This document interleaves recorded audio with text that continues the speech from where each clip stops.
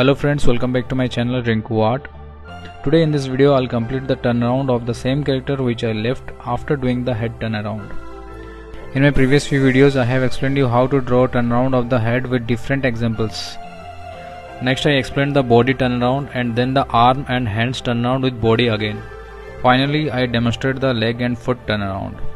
So if you are coming here without watching those videos, then please, it's my request, go and watch those videos and then come to this, because you can understand how I will do the turnaround here, as I will only show you the turnaround but will not demonstrate once again. I will give the link in I button and in my description box. So let's get started.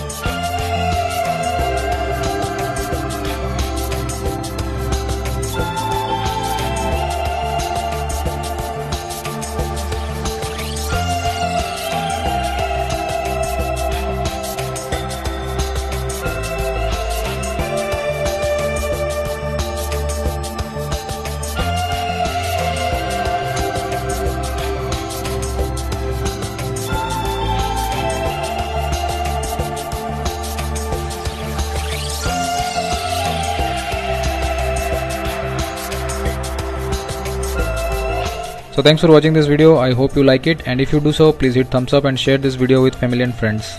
If you are here for the first time, then don't forget to subscribe my channel and hit the bell icon to get the notification first. So till the next video, take care, bye bye.